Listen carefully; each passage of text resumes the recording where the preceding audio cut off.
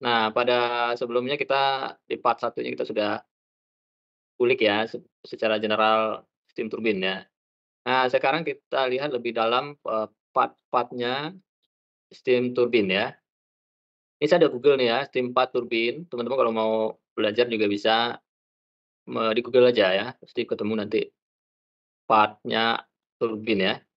Ini kalau kita lihat nih banyak sekali gambar yang saya dapatkan nih, steam turbine ya, ini rotornya ya, rotor steam turbine. Kalau kita tampak luarnya, ini cross section-nya seperti ini juga ya, ini tampak luarnya seperti inilah ya. Jadi ada steam dari source-nya, kalau geothermal dari, sumur, kalau dari PLTU ini dari boiler. Nah, nanti steam-nya pipanya biasanya diisolasi warna aluminium ya. Nah, ini bentuk luar, ada outer casing ya, kayak gini ya. Ini tampak luar, ini cross section-nya, yang biru ini outer casing ya. Outer casing, kemudian ini ada uap masuknya dari sini, dari tengah sini, terus ke arah sini, arah aksial, dan ke arah sini aksial juga, dia dibagi menjadi 2 ya. Ini untuk yang LP section ya. Kalau kita lihat tampak yang lebih jelas ya, untuk turbin ini, yang ini ada tadi, ini mana tadi ya, saya dapat tadi, ini ya. Ini adalah yang sebelah luar sini ada outer casing, di sini ada yang sirip-sirip ini ada stationary blade namanya. Stationary blade ini dia diam ya, terus ini ada seal-seal di sini. Seal antara satu stage sama stage yang lain. Nah, bentuk seal-nya seperti ini nih, ada, labirin istilahnya ya. Jadi ada runcing-runcing begini, jadi dia gunanya menyekat ya, memisahkan antara, stage yang antar stage ya, antar blade ya. Ini ada gigi-gigi, ini tujuannya mencegah terjadi kebocoran antar stage ya, antara stage yang, stage yang inilah ya, antara stage yang di ke sini ya, untuk mencegah kebocoran. Nah, kenapa bentuknya bergerigi seperti ini sih? Nah, ini tujuannya untuk mengurangi tekanan dari upstream menuju downstream ya. Jadi ini, gap antara shaft, turbin shaft, ini shaft turbin dengan, ujungnya runcing ini sangat kecil ya, ukurannya milimeter ya. Jadi ada ukurannya mikrometer malah ya. Jadi ini sangat kecil sekali gap-nya sehingga steam yang bertekanan tinggi itu tidak bocor ke downstream, ke stage, berikutnya gitu ya. Nah, steam-nya itu diharapkan mengalir ke stationary plate ini. Jadi ini ya tampak ininya ya dari ini HP ya, HP tekanannya tinggi. Nah, ini yang warna kuning itu stationary blade yang berputar ya, Yang warna, hijau muda ini ya, ini yang stationary atau sebutnya ini, kalau yang warna hijau itu diaphragm ya, individual diaphragm. Dia berfungsi seperti nozzle ya. Jadi nozzle yang ini nozzle, dia akan ditembakkan ke blade yang bergerak ini, yang berputar ya. Blade-nya warna kuning ini yang berputar. Oh sorry, yang berputar blade-nya warna hijau ya, yang stationary yang warna kuning ya. Nah itu. Jadi, dia gunanya menyekat. Nah, biasanya waktu instalasi ini dicek gap-nya ya antara, shaft dengan, labirin-labirin ini ya, gap-nya pakai timah gitu ya. Ditaruh timah di sini, taruh timah sepanjang ini terus didudukkan, dinaikkan shaft-nya, kemudian diukur berapa thickness timah jadinya ya. Setelah penyet kena, shaft, nah itu diukur. Kalau sudah masuk toleransi, itu bisa go ahead, bisa dilanjutkan. Tapi kalau terlalu rapat itu akan berpotensi untuk friction antara shaft sama labirin ini. Tentunya diharapkan labirinnya ini materialnya lebih lunak dibandingkan shaft ya, sehingga kalau dia pun terjadi friction, bukan shaft-nya yang tergores atau aus, labirin yang aus. Nah, labirin ini bisa diganti-ganti part-nya ya, bisa ditukar-tukar ya, spare part-nya harusnya sudah di-provide di warehouse jika dibutuhkan. Oke, ini part-nya stationary blade sama moving blade sama ada labirin-labirin atau seal interstage ya. Baik yang HP maupun yang intermediate maupun yang, LP ya. LP itu yang tadi ya, yang blade-nya yang diameternya besar ya.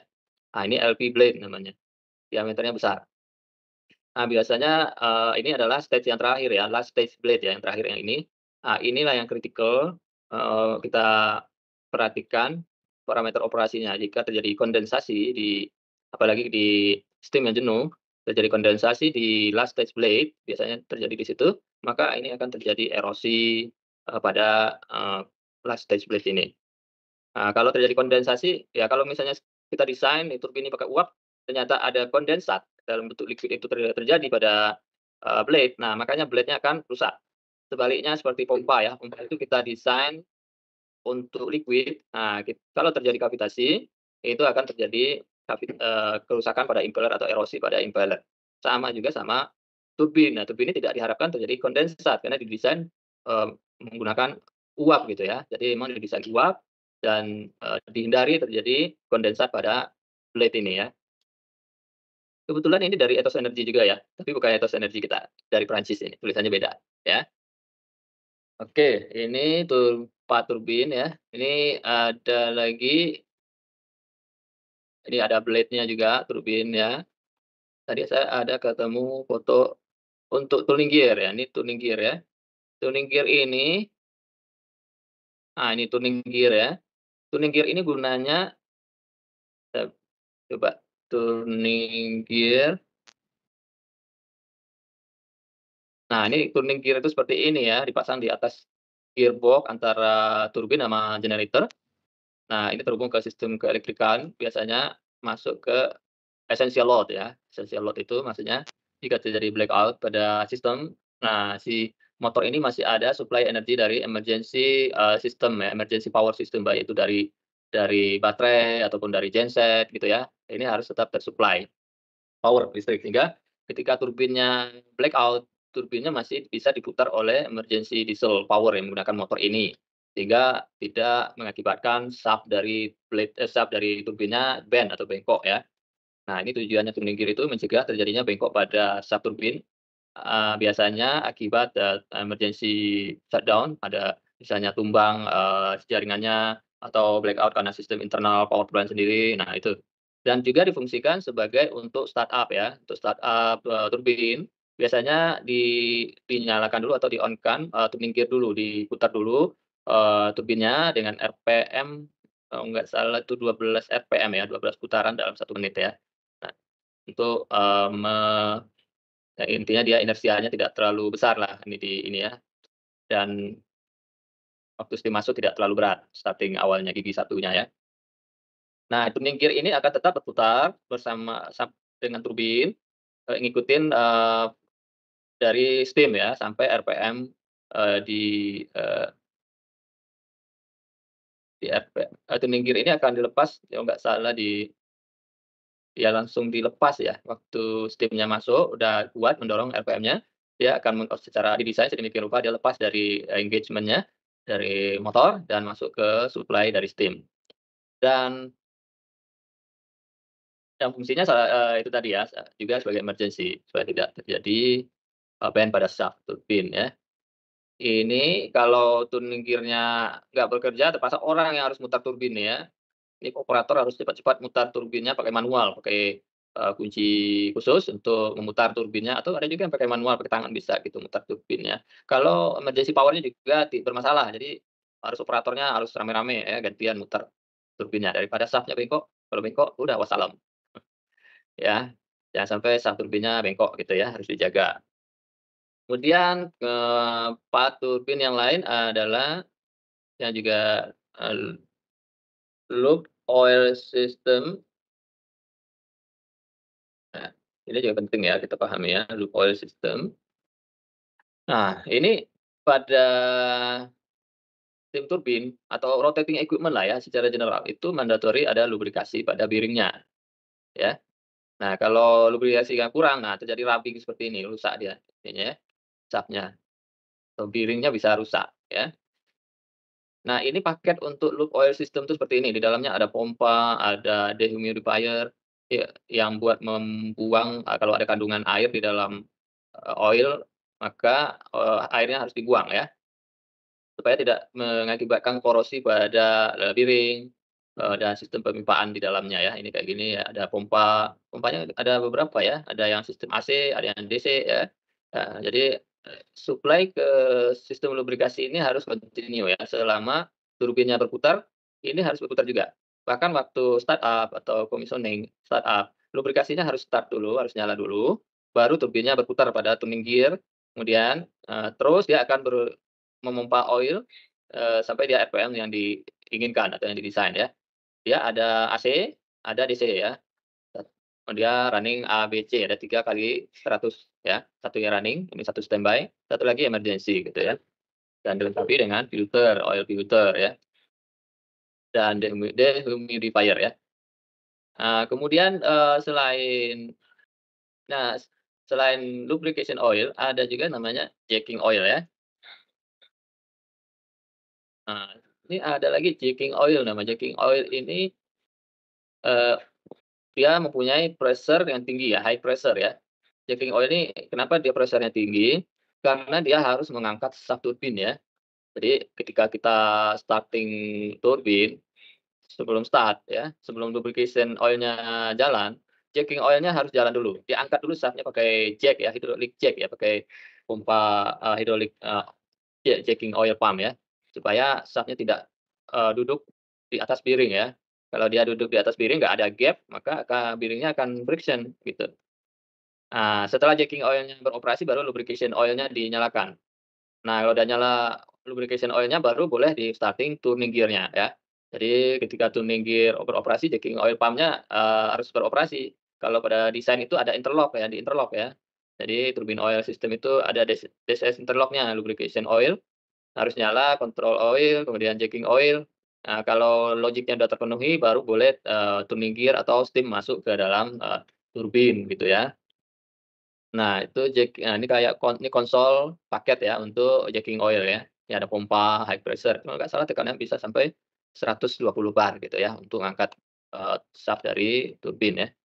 Ini shaft ini harus diangkat pakai ini ada, nozzle-nya di posisi, pad-nya ini ya, nozzle-nozzle untuk ngangkat, shaft-nya. Kalau kita bayangkan ya, kalau misalnya tidak ada jacking oil, biasanya pada turbin-turbin yang besar ya, sepengalaman saya turbin di atas 60 megawatt tuh udah menggunakan, jacking oil ya, jacking oil pump. Kalau kalau tidak ada jacking oil pump, maka bearing-nya akan cepat aus gitu ya, karena beban dari shaft itu duduk 100% di atas, bearing-nya. Nah itu walaupun ada lubrication, namun, akan cepat merusak, bearing-nya. Makanya didesain, turbin itu ada namanya jacking oil untuk ngejek ya, untuk ngangkat shaft-nya. Jadi ketika dia berputar, diharapkan shaft-nya itu udah melayang ya, melayang. Tetapi jacking oil pump ini tidak continue running ya, karena kalau turbinnya sudah berputar, maka ada efek giroskop namanya ya, efek giroskop pada benda berputar. Jadi ketika shaft-nya sudah berputar RPM 400, di atas 400 RPM, maka ada efek giroskop, mana shaft-nya itu sudah melayang ya. Tidak perlu lagi diangkat pakai jacking oil, dia sudah melayang sehingga, piring dengan shaft-nya itu tidak mengalami friksi yang hebat gitu ya. Namun, digantikan dengan lapisan film yang ada pada, lubrication oil gitu. Ya, kira-kira kebayang ya, ada shaft yang diangkat sama ini ada jacking oil pump konsol ya, ini shaft-nya itu diangkat sama jacking oil ya. Oil-nya sama dengan oil speknya dengan lubrication oil, tidak perlu berbeda, dengan reservoir tank yang sama bisa ya. Nah, terus apalagi sistem pendukung di oil apalagi ya, di steam turbin, ada namanya yang lain, ada Seal oil. control oil ya, seal oil juga ada ya.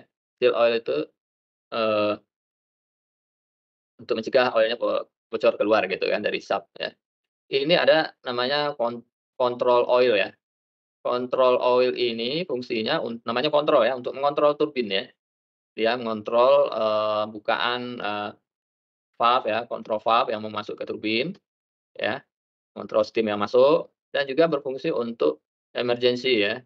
Kalau terjadi, blackout, ada permasalahan di sistem, maka sistem proteksi dari electro-hydraulic oil pump, oil-nya itu bekerja sehingga steam itu, suplai steam ke turbin itu ditutup ya. Jadi ini ada semacam governor ya, di mana governor itu dikontrol sama oil ya. Jadi ini didesain ya, ada desain, logiknya ya, ada interlock-nya gitu, safety system. Jadi ketika ada problem maka steam-nya ditutup ke sini atau dikontrol sesuai dengan kebutuhan ya. Kalau butuhnya steam-nya sedikit ya dia dibuka sedikit gitu ya. Kalau butuh steam-nya agak banyak dibuka agak banyak menggunakan, oil high pressure biasanya ya. Nah oil itu dikontrol ada solenoid-nya ya, solenoid yang mengatur bukaan, eee, oil ya, ada namanya kontrol oil sama kayak hydraulic system pada alat berat itu kan. Mmm. Nah, ini spek oilnya berbeda ya dengan oil yang ada di, lubrication.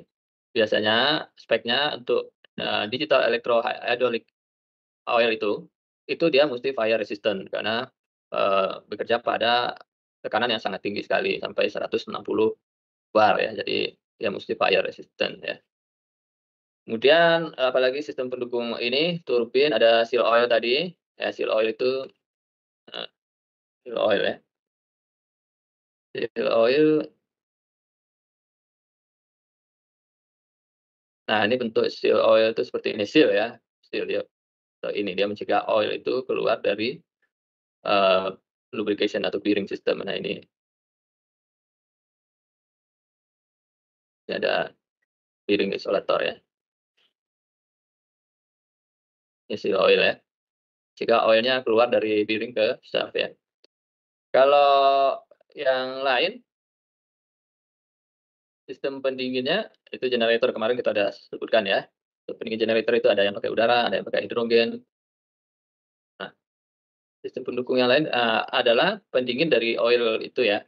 Oil itu kan lubrication namanya lubrication, selain mendinginkan lubrication itu selain melubrikasi, bearing, dia juga gunanya untuk mendinginkan bearing ya. Jadi, mesti ada namanya heat exchanger ya. Heat exchanger, eee, sini ada ya, ada heat exchanger-nya, Kak. Mesti didinginkan pakai heat exchanger, ini ada heat exchanger-nya. Biasanya menggunakan auxiliary cooling water ya. Jadi, oil yang balik dari turbin itu temperatur udah tinggi itu didinginkan oleh heat exchanger ya, oilnya supaya dia bisa lebih maksimal kerja, melubrikasi dan mendinginkan bearing-nya. Ya, itu mungkin yang bisa kita share hari ini tentang, turbin part ya. Secara umum sih ini kalau steam turbine part ini juga berlaku pada, rotating equipment yang lain ya, seperti, gear kompresor atau centrifugal kompresor yang, rotating ya.